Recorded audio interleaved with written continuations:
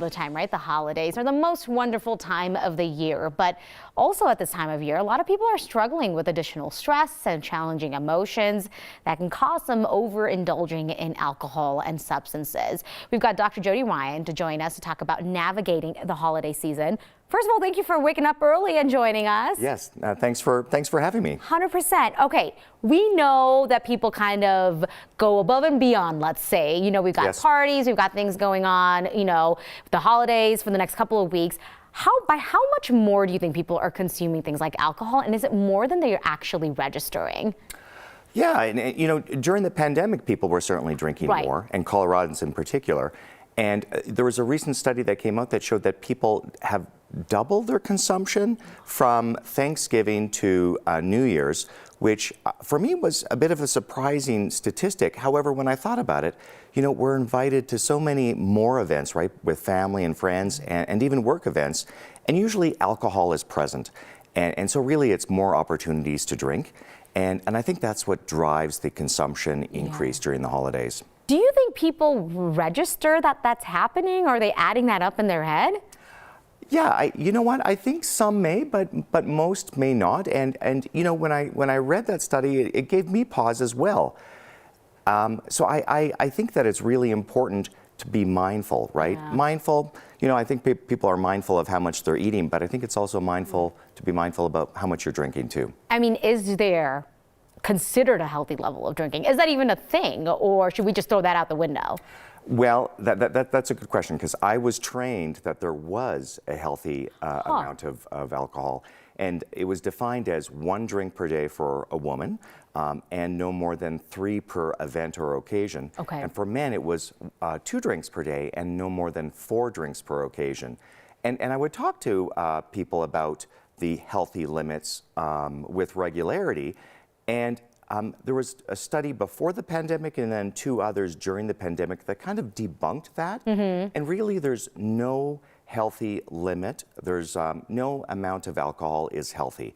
And telling people that is just not a compelling argument to help people stop drinking. Sure. So what do you say to folks who are saying, well, I have all these parties. I mean, how do I do this responsibly?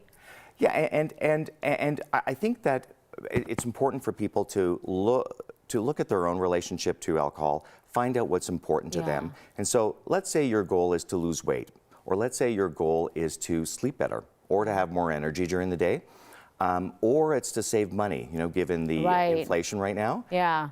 Or it's to have less blackouts. And so all of those goals, the denominator, right, is drinking less alcohol. Yep. And the key to it is just being mindful. Start with setting a limit for yourself. And so your limit may be, if you go out to an event, how can I have 1 less drink? And an easy way to have 1 less drink is after you have your first drink, have a mocktail or have a non-alcoholic beverage before you have your second.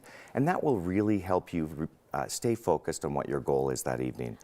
And if you drink daily, what about taking 1 night off?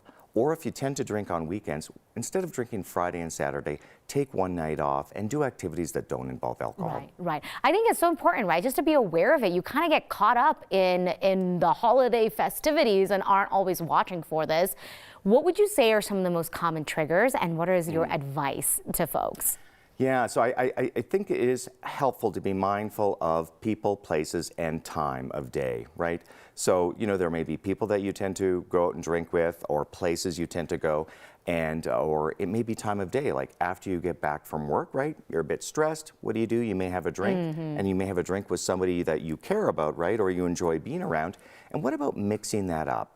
You know, trying something new. Instead of actually having a drink when you get home, why don't you go for a walk with that person or do something that doesn't involve alcohol? Yeah. Mine is always yoga. Just do like 10 minutes of yoga and all of a sudden my head is like reset.